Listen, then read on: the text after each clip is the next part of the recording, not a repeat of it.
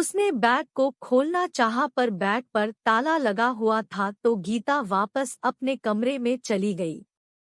अगले दिन गीता कॉलेज से वापस लौटी। उसने देखा कि उसके घर का दरवाजा खुला हुआ है।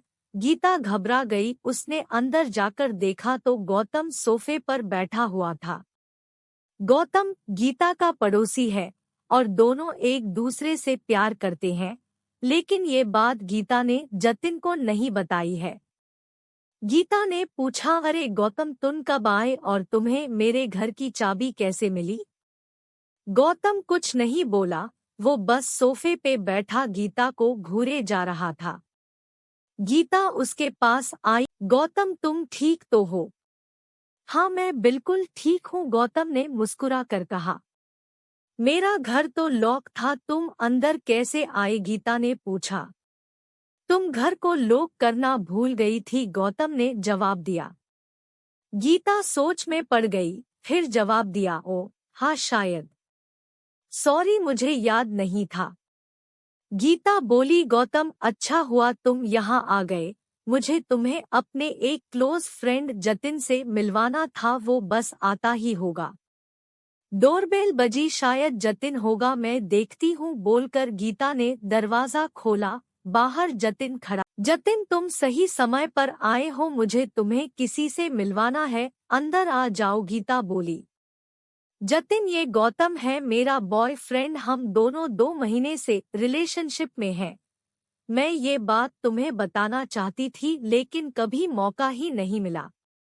जतिन ने जैसे ही गौतम को देखा वो घबरा गया और डर के मारे कांपने लगा। क्या हुआ जतिन? ये मेरा बॉयफ्रेंड है, गौतम। जतिन ने कोई जवाब नहीं दिया। वो बस चुपचाप खड़ा रहा, जैसे उसे सांप सूंघ गया हो। बोलो जतिन, क्या हुआ? गौतम ने हंसते हुए कहा। ये नहीं हो सकता, तुम तो मर चुके हो, जतिन ने गौतम से कहा। ये तुम क्या बोले जा रहे हो? जतिन, गीता बोली। हाँ गीता, मैं सच कह रहा हूँ, मैं तुम्हें सब कुछ बताता हूँ। जतिन बोला। गीता, मैं तुम्हें प्यार करता हूँ और तुमसे शादी करना चाहता था, लेकिन मेरे पास इतने पैसे नहीं थे कि मैं तुम्हें खुश रख पाता। मुझे लगा कि मैं कितनी भी कोशिश कर लूं, पर मैं इतने पैसे कभी नहीं कमा पाऊंगा कि तुम्हें खुश रख सकूं, इसलिए मैंने चोरी करने का फैसला किया। मुझे एक अमीर आदमी का पता चला जिसने अपने घर में बहुत सारा काला धन छुपा रखा था। मैं उस आदमी के घर में गया, मैंने पैसे चुराए और एक बड़े से बैग में भर लिए और पीछे के रास्ते से भागने लगा। लेकिन जब मैं वहां से भाग रहा था तो गौतम ने मुझे देख लिया।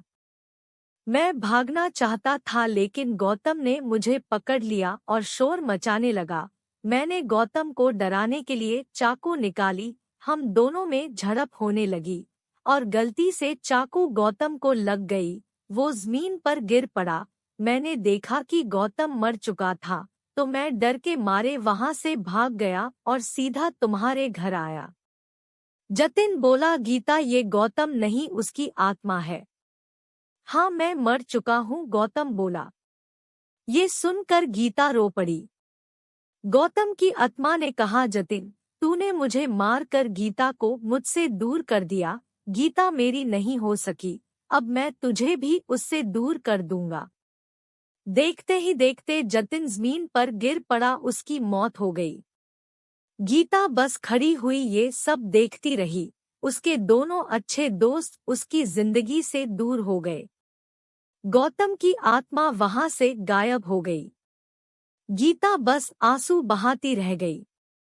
थैंक यू फॉर वॉचिंग दोस्तों, आपको कहानी कैसी लगी कमेंट करें। ऐसे ही और हिंदी कहानियाँ सुनने और देखने के लिए हमारे YouTube चैनल हिंदी रोचक कहानियाँ को लाइक, शेयर और सब्सक्राइब करें।